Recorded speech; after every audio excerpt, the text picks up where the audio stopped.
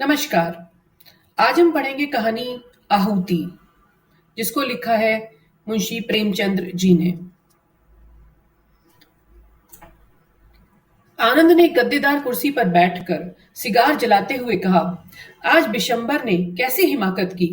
इम्तिहान करीब है और आप आज वॉलंटियर बन बैठे। कहीं पकड़े गए तो इम्तिहान से हाथ धो बैठेंगे। मेरा तो ख्याल है कि वजीफा भी बंद हो जाएगा। सामने दूसरे बेंच पर रुक्मणी बैठी एक अखबार पढ़ रही थी। उसकी आंखें अखबार की तरफ थीं, पर कान आनंद की तरफ लगे हुए थे। बोली, ये तो बुरा हुआ, तुमने समझाया नहीं। आनंद ने मुंह बनाकर कहा, जब कोई अपने को दूसरा गांधी समझने लगे तो उसे समझना और समझाना मुश्किल हो जाता है। वह उल्टे मुझे समझाने लगता है।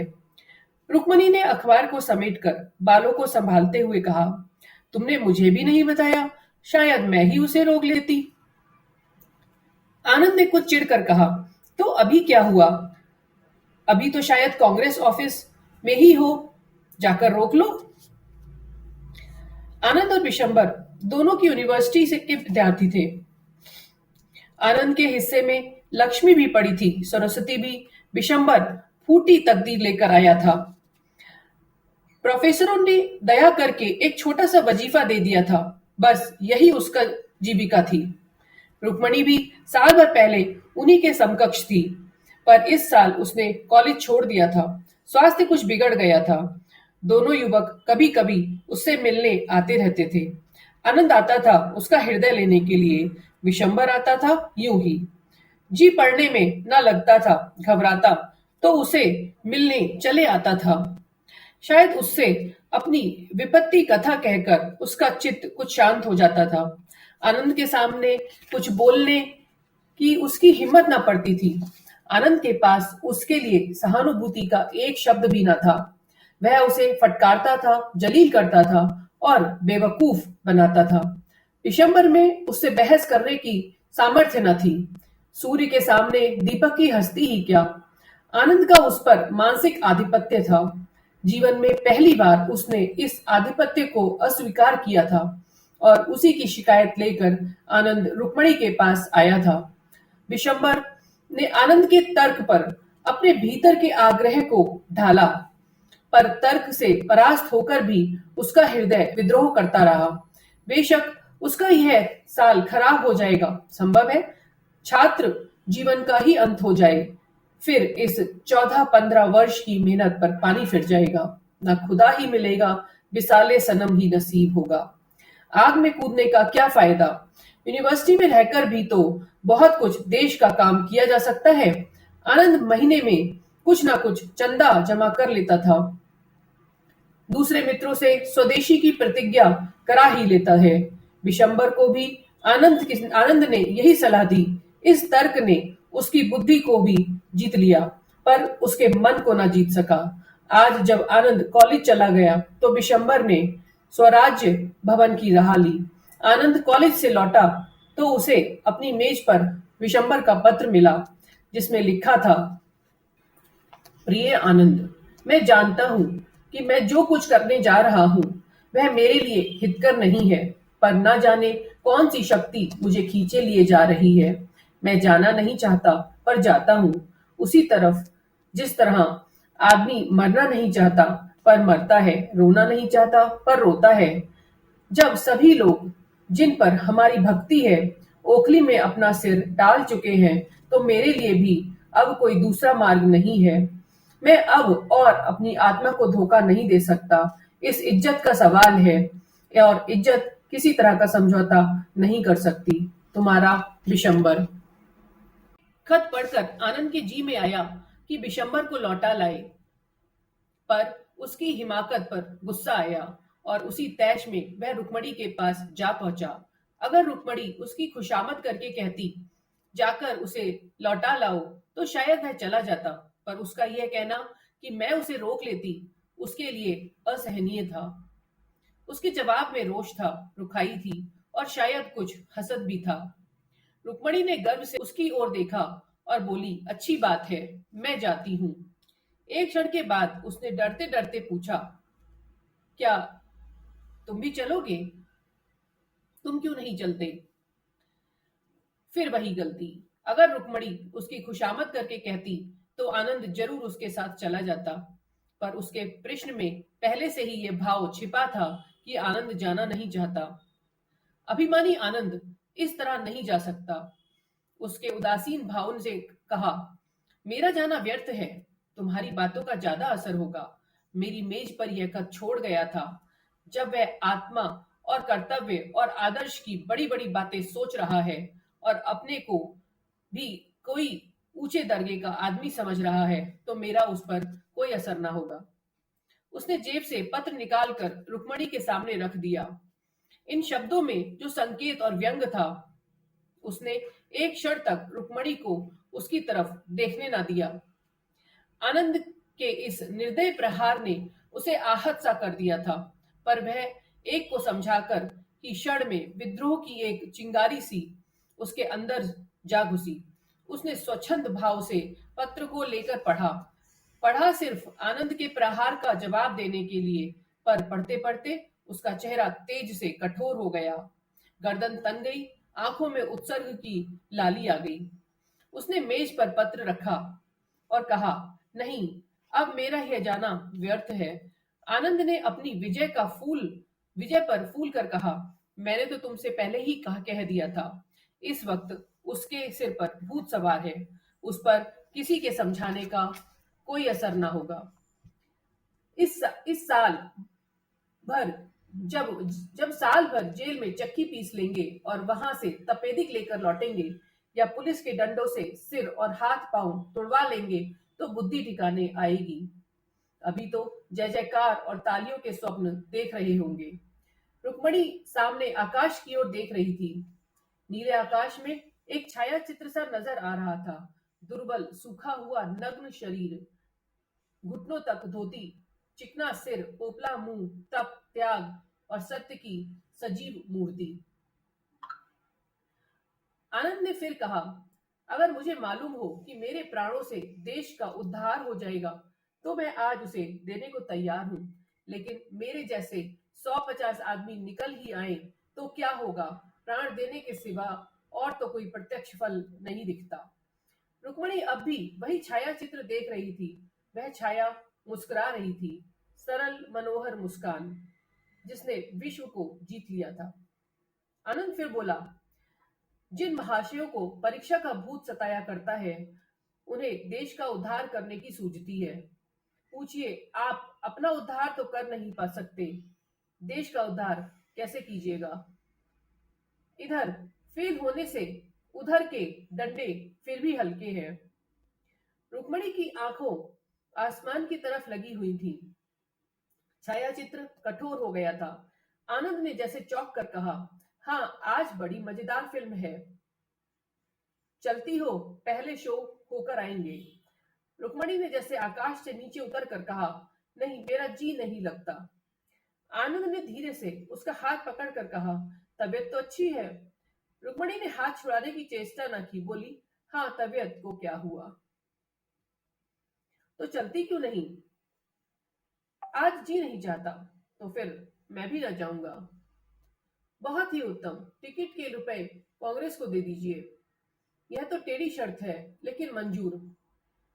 कल रसीद मुझे दिखा देना। तुम्हें मुझ पर इतना विश्वास नहीं?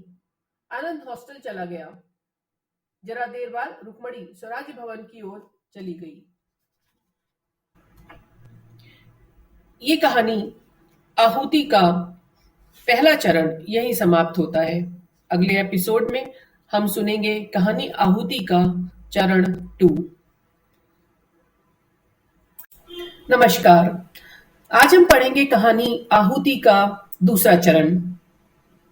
रुक्मणी स्वराज्य भवन पहुंची तो स्वयं सेवकों का एक दल विलायती कपड़े के गोदामों को पिकेट करने जा रहा था। विशंबर दल में न था। दूसरा दल शराब की दुकानों पर जाने को तैयार खड़ा था। विशंबर इसमें भी न था। रुक्मणी ने मंत्री के पास आकर कहा, क्या आप बता सकते हैं विशंबर नाथ कहाँ हैं? मंत्री ने पूछा, वही जो आज भर्ती हुए हैं? जी हाँ, वही। बड़ा दिलेर आदमी है, देहातों को तैयार करने का काम लिया है। स्टेशन पहुंच गया होगा। 7 बजे की गाड़ी से जा रहा है। तो अभी स्टेशन पर होंगे? मंत्री ने घड़ी पर नजर डालकर जवाब दिया, हाँ, अभी तो शायद स्टेशन पर मिल जाए। रुक्मणी ने बाहर निकलकर साइकिल तेज की। स्टेशन पर पहुंची तो देखा विशंबर प्लेटफॉर्म पर खड़ा है। रुक्मणी को देखते ही लपक कर उसके पास आया और बोला, तुम यहाँ कैसे आई? आज आनंद से तुम्हारी मुलाकात हुई थी? रुक्मणी ने उसे सिर से पांव तक देखकर कहा, यह तुमने क्या सूरत बना रखी है? क्या पांव में जूता पहनना भी देशद्रोह है? विशंबर ने डरते डरते पूछा, आनंद बाबू ने तुमसे कुछ कहा नहीं? रुक्मणी ने स्वर को कठोर बनाकर कहा, जी हां, कहा। तुम्हें यह क्या सूझी? 2 साल से कम के लिए ना जाओगे? विशंबर का मुंह गिर गया। बोला, जब ये जानती हो तो क्या तुम्हारे पास मेरी हिम्मत बांधने के लिए 2 शब्द नहीं है? रुक्मणी का हृदय महसूस उठा, मगर बाहरी उपेक्षा को न त्याग सकी। बोली, तुम मुझे दुश्मन समझते हो या दोस्त? विशंबर ने आंखों में आंसू भर कर कहा, तुम ऐसा प्रश्न क्यों करती हो रुक्मणी? इसका जवाब मेरे मुंह से न सुनकर भी क्या तुम नहीं समझा सकी? रुक्मणी, तो मैं कहती हूं तुम मत जाओ। विशंबर, यह दोस्त की सलाह नहीं है रुक्मणी। मुझे विश्वास है तुम हृदय से यह नहीं कह रही हो। मेरे प्राणों का क्या मूल्य है, जरा यह तो सोचो। एमए पास होकर भी 100 रुपए की नौकरी, बहुत बड़ा तो 300-400 तक जाऊंगा। इसके बदले यहाँ क्या मिलेगा जानती हो? संपूर्ण देश का स्वराज्य। इतने महान कार्य के हेतु मर जाना भी उस जिंदगी से कहीं बढ़कर है। अब जाओ, गाड़ी आ रही है। आनंद बाबू से कहना मुझसे नाराज ना हो। रुक्मणी ने आज तक इस मंदबुद्धि युवक पर दया की थी। इस समय उसकी श्रद्धा का पात्र बन गया था। त्याग से हृदय में खींचने को जो शक्ति है, उसने रुक्मणी को इतने वेग से खींचा कि परिस्थितियां का अंतर मिट सा गया। विशंबर में जितने दोष थे, वे सभी अलंकार बन बन कर चमक उठे। उसके हृदय की विशालता में वह किसी पक्षी की भांति उड़ उड़ कर आश्रय खोजने लगी। रुक्मणी ने उसकी ओर आतुर नेत्रों से देखकर कहा, मुझे भी अपने साथ लेते चलो। विशंबर पर जैसे घड़ों का नशा चढ़ गया। तुमको? आनंद बाबू मुझे जिंदा ना छोड़ेंगे। मैं आनंद के हाथों की बिकी नहीं हूं। आनंद तो तुम्हारे हाथों के बिके हुए हैं। रुक्मणी ने विद्रोह भरी आंखों से उसकी ओर देखा, पर कुछ बोली नहीं। परिस्थितियां उसे इस समय बाधाओं सी मालूम हो रही थी। वह भी विशंबर की भांति स्वच्छंद क्यों ना हुई। संपन्न माँ बाप की अकेली लड़की, भोग विलास में पली हुई, इस समय अपने को कैदी समझ रही थी। उसकी आत्मा उन बंधनों को तोड़ डालने के लिए जोर लगाने लगी। गाड़ी आ गई, मुसाफिर चढ़ने उतरने लगे। रुक्मणी ने सजल नेत्रों से कहा, तुम मुझे नहीं ले चलोगे? विशंबर ने दृढ़ता से कहा, नहीं। क्यों? मैं इसका जवाब नहीं देना चाहता। क्या तुम समझते हो मैं इतनी विलास सक्त हूं कि मैं देहात में रह नहीं सकती? विशंबर लज्जित हो गया। यह भी एक बड़ा कारण था, पर उसने इनकार किया, नहीं, ये बात नहीं। फिर क्या बात है?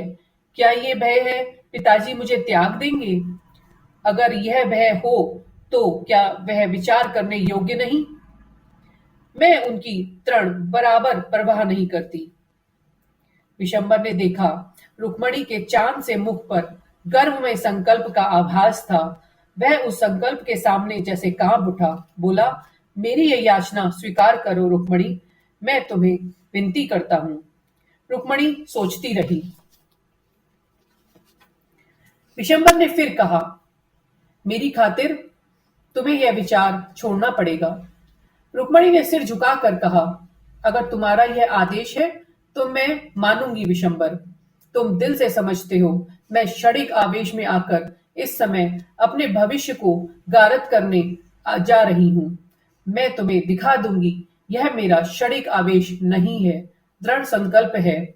जाओ, मगर मेरी इतनी बात मानना कि कानून के पंजे में उसी वक्त आना जब आत्म अभिमान या सिद्धांत पर चोट लगती हो। मैं ईश्वर से तुम्हारे प्रार्थना करूंगी। गाड़ी ने सीटी दी। विशंबर अंदर जा बैठा। गाड़ी चली। रुक्मणी मानो विश्व की संपत्ति आंचल में लिए खड़ी रही। इस कहानी का ये चरण यहीं समाप्त होता है। अगले एपिसोड में इसी कहानी का तीसरा चरण सुनिएगा। नमस्कार। आज हम पढ़ेंगे कहानी आहुति का तीसरा चरण। रुक्मणी के पास विशंबर का एक पुराना रद्दी सा फोटो अलमारी के एक कोने में पड़ा हुआ था। आज स्टेशन से आकर उसने उसे निकाला और उसे एक मखमली फ्रेम में लगाकर मेज पर रख दिया। आनंद का फोटो वहां से हटा दिया। विशंबर ने छुट्टियों में उसे 2-4 पत्र लिखे थे। रुक्मणी ने उसे पढ़कर एक किनारे डाल दिया था। आज उसने उन पत्रों को निकाला और उन्हें दोबारा पढ़ा। उन पत्रों में आज कितना रस था। वह बड़ी हिफाजत से राइटिंग बॉक्स में बंद कर दिए गए। दूसरे दिन समाचार पत्र आया तो रुक्मणी उस पर टूट पड़ी। विशंबर का नाम देखकर वह गर्व से फूल उठी। दिन में एक बार स्वराज्य भवन जाना उसका नियम हो गया। जलसों में भी बराबर शरीक होती। विलास की चीजें एक एक करके सब फेंक दी। रेशमी साड़ियों की जगह गाड़े की साड़ियां आईं। चरखा भी आया। वह घंटों बैठी सूत काता करती। उसका सूत दिन दिन बारीक होता जाता था। इसी सूत से वह विशंबर के कुर्ते बनवाएगी। इन दिनों परीक्षा की तैयारियां थी। आनंद को सिर उठाने की फुर्सत न मिलती। 2-1 बार वह रुक्मणी के पास आया पर ज्यादा देर बैठा नहीं। शायद रुक्मणी की शिथिलता ने उसे ज्यादा बैठने न दिया। 1 महीना बीत गया। एक दिन शाम आनंद आया। रुक्मणी स्वराज्य भवन जाने को तैयार थी। आनंद ने भवें सुकेड़ कर कहा, तुमसे तो अब बातें भी मुश्किल हैं। रुक्मणी ने कुर्सी पर बैठकर कहा, तुम्हें भी तो किताबों से छुट्टी नहीं मिलती। आज की कुछ ताजी खबर नहीं मिलती। स्वराज्य भवन में रोज रोज का हाल मालूम हो जाता है। आनंद ने दार्शनिक उदासीनता से कहा, विशंबर ने तो सुना देहातों में खूब शोरगुल मचा रखा है। जो काम उसके लायक था वह उसे मिल गया। यहाँ उसकी जबान बंद रहती थी, वहां देहातियों में खूब गरजता होगा, मगर आदमी दिलेर है। रुक्मणी ने उसकी ओर ऐसी आंखों से देखा जो कह रही थी, तुम्हारे लिए यह चर्चा अनाधिकार चेष्टा है, और बोली, आदमी में अगर यह गुण है तो फिर उसके सारे अवगुण मिट जाते हैं। तुम्हें कांग्रेस बुलेटिन पढ़ने की क्यों फुर्सत मिलती होगी। विशंबर ने देहातों में ऐसी जागृति फैला दी है कि विलायती का एक सूत भी नहीं बिकने पाता और ना नशे की दुकानों पर कोई जाता है। और मजा ये है कि पिकेटिंग करने की जरूरत नहीं पड़ती, अब तो पंचायतें खोल रहे हैं।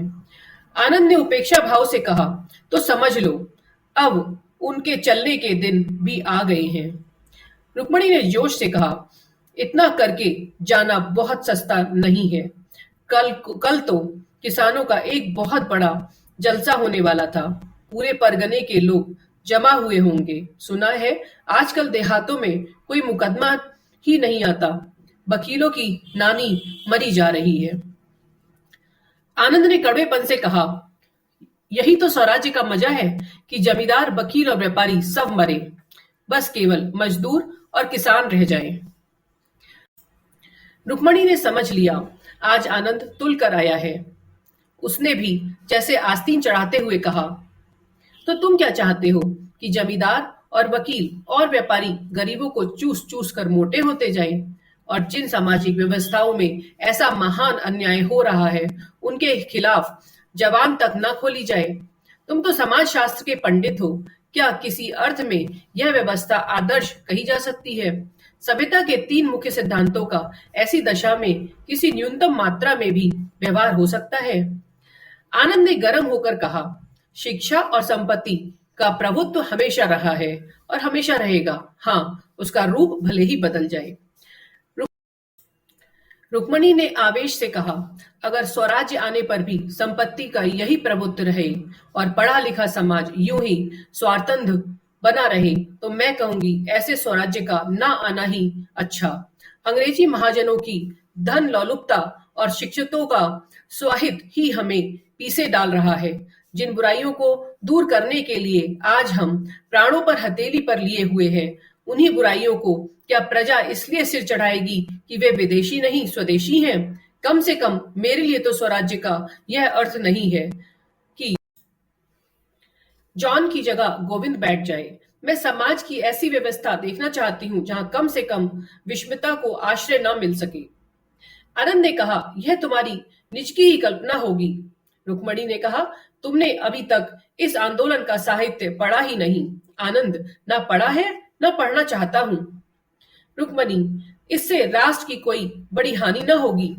आनंद ने जवाब दिया, तुम तो जैसे कह रही हो जैसे तुम्हारी काया पलट हो गई। सहसा डाकिये ने कांग्रेस बुलेटिन मेज पर लाकर रख दिया। रुक्मणी ने अधीर होकर उसे खोला। पहले शीर्षक पर नजर पड़ते ही उसकी आंखों में जैसे नशा छा गया। अज्ञात रूप से गर्दन तन गई और चेहरा एक अलौकिक तेज से दमक उठा। उसने आवेश में खड़ी होकर कहा, बिशंबर पकड़ लिए गए और 2 साल की सजा हो गई। आनंद ने विरक्त मन से पूछा, किस मामले में सजा हुई? रुक्मणी ने बिशंबर के फोटो को अभिमान से अपनी आंखों से देखा और कहा, रानीगंज में किसानों की विराट सभा थी, वहीं पकड़ा है। आनंद, मैंने तो पहले ही कहा था 2 साल के लिए जाएंगे, जिंदगी खराब कर डाली। रुक्मणी ने एक फटकार लगाई, क्या डिग्री ले लेने से ही आदमी का जीवन सफल हो जाता है? सारा ज्ञान, सारा अनुभव पुस्तकों में ही भरा हुआ है। मैं समझती हूँ संसार व मानवीय चरित्र का जितना अनुभव बिशंबर को 2 सालों में हो जाएगा, उतना दर्शन और कानून की पोथियों से तुम्हें 200 वर्ष में भी न होगा। अगर शिक्षा का उद्देश्य चरित्र बल मानो तो राष्ट्र संग्राम में मनोबल के जितने साधन हैं, पेट के संग्राम में कभी हो ही नहीं सकते। तुम ये कह सकते हो कि हमारे लिए पेट की चिंता ही बहुत है, हमसे और कुछ हो ही नहीं सकेगा। हम में उतना साहस नहीं है, ना बल है, ना धैर्य है, ना संगठन है।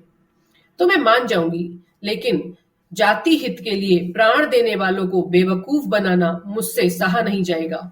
बिशंबर के इशारे पर आज लाखों आदमी सीना खोल कर खड़े हो जाएंगे।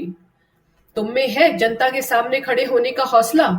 जिन लोगों ने तुम्हें पैरों के नीचे कुचल रखा है, जो तुम्हें कुत्ते से भी नीच समझते हैं, उन्हीं की गुलामी करने के लिए तुम डिग्रियों पर जान दे रहे हो।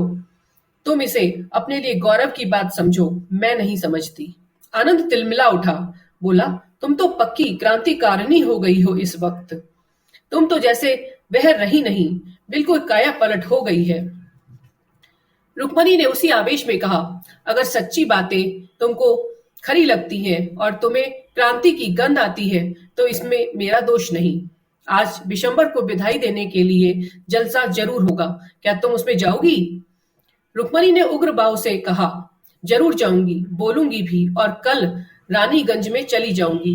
बिशंबर में जो दीपक जलाया है वह मेरे जीते जी बुझने न पाएगा। आनंद ने डूबते हुए आदमी की तरह तिनके का सहारा लिया। अपनी अम्मा और दादा से पूछ लिया है? पूछ लूंगी, और वह तुम्हें अनुमति भी दे देंगे। सिद्धांत के विषय में अपनी आत्मा का आदेश सर्वोपरि होता है। अच्छा, यह नई बात मालूम हुई। यह कहता हुआ आनंद उठ खड़ा हुआ और बिना हाथ मिलाए कमरे से बाहर चला गया। उसके पैर इस तरह लड़खड़ा रहे थे कि अब गिरा।